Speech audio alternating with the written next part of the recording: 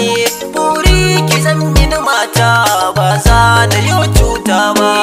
Sa'adatu sa'a na sa da na kera dukkan mata. Ai sai na gode wa Allah da ya bani wannan baiwa.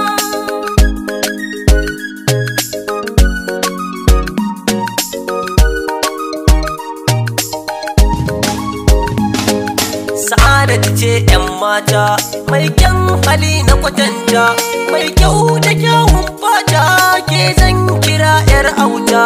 Kullum ina ta yabanta, Sa'adatu 'yar makaranta, ban canza layin soyayya gun 'yar fara kyakkyawa.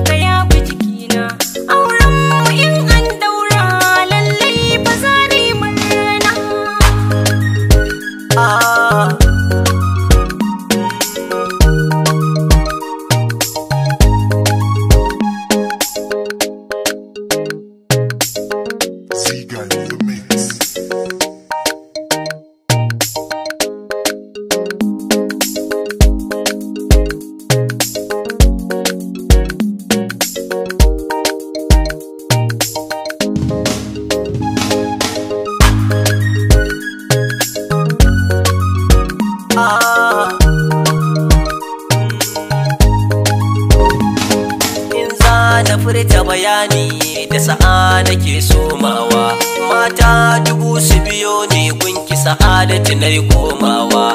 Mai hankali da kamala aikin zamo son kowa, Allah ya bar mu a tare da ni da Sa'adatu giwar mata.